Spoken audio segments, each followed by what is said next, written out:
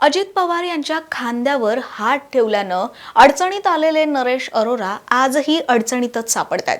अजितदादांच्या खांद्यावर हात कसा काय ठेवला असा प्रश्न विचारणाऱ्या राष्ट्रवादीच्या नेत्यांची आजही नरेश अरोरा यांच्याविषयीची नाराजी कायम आहे आणि याचे परिणामही आता अरोरा यांना भोगावे लागलेत। मागे अजित पवार यांच्या गुलाबी जॅकेटनं महाराष्ट्रभरात हवा केली होती, ज्याचं श्रेय हे याच अरोरांना दिलं जात होतं।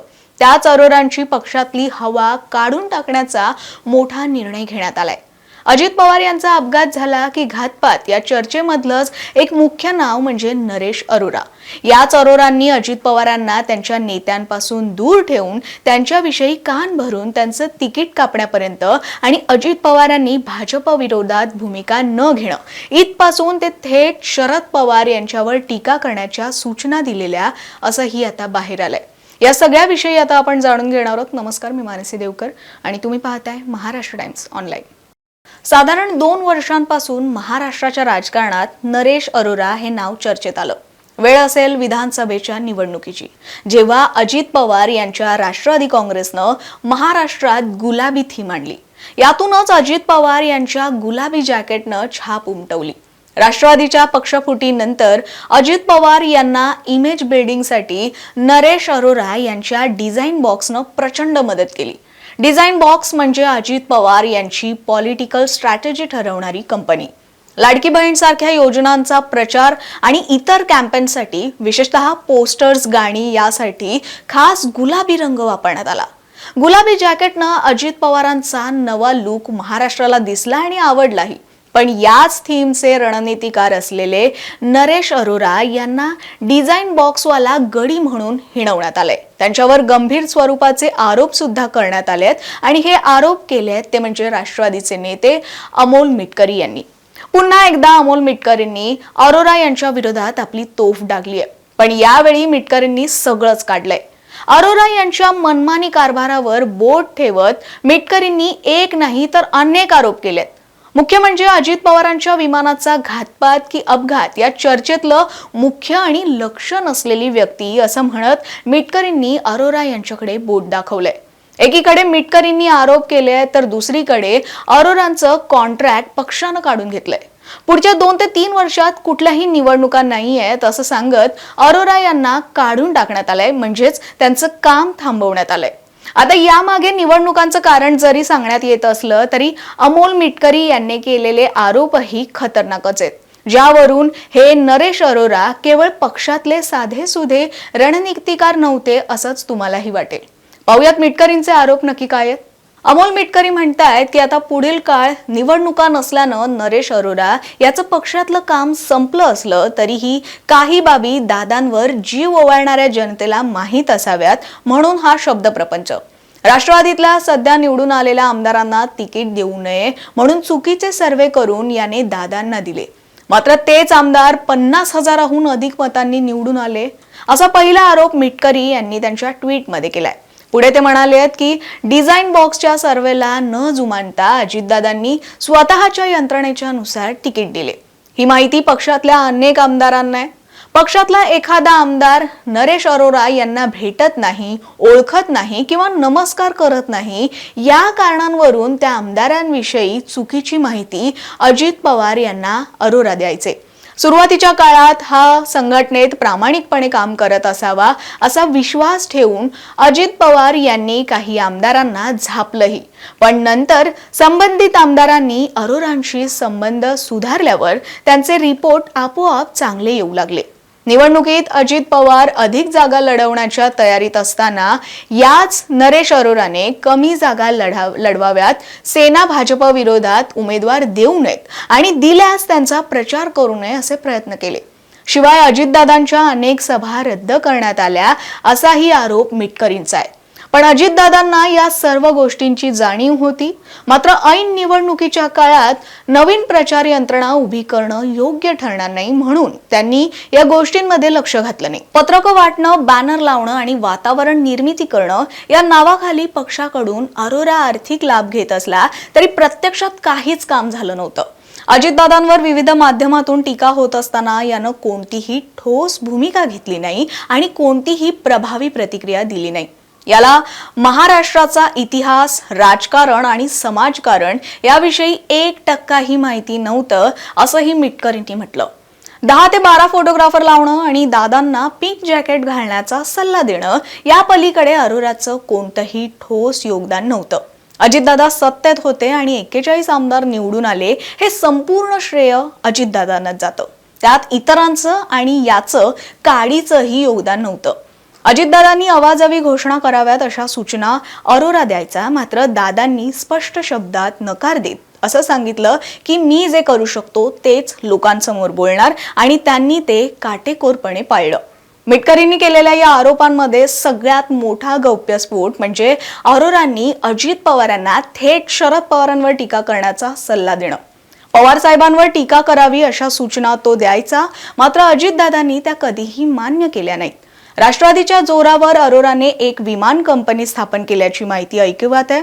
सेकंड हँड विमान खरेदी केल्याचं सुद्धा सांगितलं जाते. या प्रश्नाची उत्तरं दिल्याशिवाय यानं महाराष्ट्र सोडू नये असंही मिटकरी ठामपणे म्हणाले.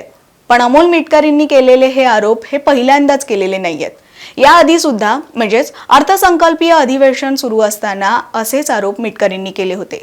अजित पवारांच्या निधनानंतर 11 मार्चला मिटकरींनी एक ट्विट केलेलं, ज्यात त्यांनी अरोरांचा फोटो शेअर करत दादांच्या विमान अपघात दुर्घटनेनंतर सध्या हे महाशय कुठे आहेत, त्यांच्याकडे महाराष्ट्राचं दुर्लक्ष होते का असे प्रश्न विचारत त्यांचा शोध घ्यावा असं म्हटलेलं.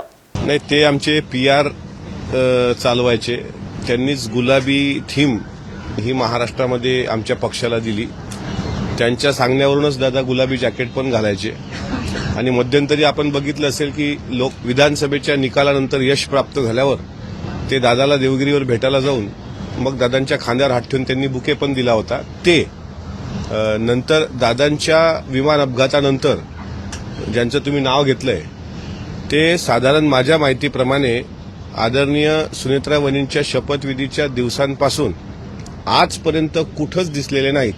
म्हणजे मला अपेक्षा होती की AAIBच्या अहवालासंदर्भात ते काही कंटेंट देतील, DGCAच्या संदर्भात काहीतरी मीडिया कंटेंट देतील, सोशल मीडियावर एखादी अशी मोहीम चालवतील की दादांच्या विमानाचा घातपात झाला ही शंका महाराष्ट्राच्या मनात आहे, त्या संदर्भात काही पॉइंटर देतील. त्याच्यानंतर VSR व्हेंचर या विमानाच्या संदर्भात VK सिंगच्या संदर्भात काही माहिती देतील. पण आता 1.5 महिना उलटलाय, ते शोध मोहीम महाराष्ट्र पण घेण्याच्या तयारीत दिसते त्यांची की ते नेमके कुठे आहेत, ते महाराष्ट्रात आहेत की दिल्लीत आहेत. पक्षासाठी अजूनही काम करतायत? नाही, ते मला ज्यांनी त्यांना पक्षाचं कंत्राट दिलं होतं त्यांनाच ते माहीत. त्याबद्दल मी काय सांगणार. म्हणजे PR एजन्सीला कंत्राटी दिलं जातं ना, आणि त्याच्यामुळं ते कुठं दिल्लीत आहेत की देशाच्या बाहेर आहेत हे मला कळलं नाही. म्हणून मला आठवण आली आज त्यांची, तर ते कुठे गेलेत बाबा असं विचारलं. आता त्यांनी चिडू नये, रागवू नये की देखो तुम्हारे पार्टी का विधायक मुझे पूछ रहा है की मैं कहाँ हूं. तर मला त्यांची काळजी वाटते ना, ते कुठे आहेत. त्या काळजीपोटी मी ते तसं त्यांचा माझा संपर्क होत नाही, तर मी ट्विटरद्वारे समाज माध्यमांद्वारे त्यांना विचारतोय की ते कुठे आहेत. कारण अशा वेळेस त्यांची आम्हाला गरज आहे. दुःखात त्यांनी सहभागी व्हायला पाहिजे, पण ते दुःखात कुठं सहभागी होताना दिसले नाहीत.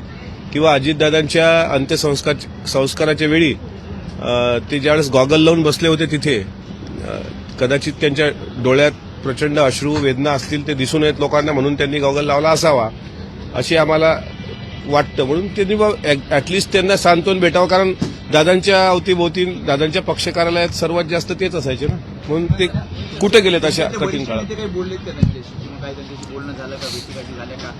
कारण निधनानंतर 1-2 वेळेस भेटीगाठी झाल्याचे काही फोटोज समोर आले होते. मला जेवढं माहिती आहे, निधनानंतर सुनेत्रा वहिनींच्या शपथविधीपासून म्हणजे 4थ्या दिवसापासून आज तायगत ते कुठं महाराष्ट्रात नाहीत. बाकी ते कोणाशी संपर्कात आहेत वगैरे मला नाही माहित. ते आता फोटोमध्ये एक असं लिहिलेलं आहे की हमारी भूमिका पर्दे के पीछे पडी है, कोणता तो पर्दा यानी किसकी भूमिका है? ते त्यांना विचारा, कारण त्यांनी एका टीव्हीला मुलाखत देताना त्यांचं वाक्य आहे की हमारी भूमिका पर्दे के पीछे बडी है. असंच ना, काय पर्दे के पीछे, म्हणजे आम्ही पडद्याच्या मागे राहून काम करतो असं त्यांनी सांगितलं. तर तो फोटो होता माझ्याकडे, त्यांचे फोटो नाहीत, त्याच्यामुळे माझ्याकडे तो फोटो दिसला. मला गुगलवर सर्च करा तुम्ही त्यांचं नाव, तर ते दिसला, तो मी ट्विट केला. महत्वाचं म्हणजे मिटकरी फक्त अजित पवारांच्या अपघातानंतरच हे आरोप करतायत असं नाहीये. अजित पवार हयात असताना सुद्धा मिटकरींनी अरोरा यांच्या विरोधात भूमिका घेतलीच होती. ते म्हणजे अरोरा यांनी थेट अजित पवार यांच्या खांद्यावर हात ठेवून काढलेल्या फोटोमुळे.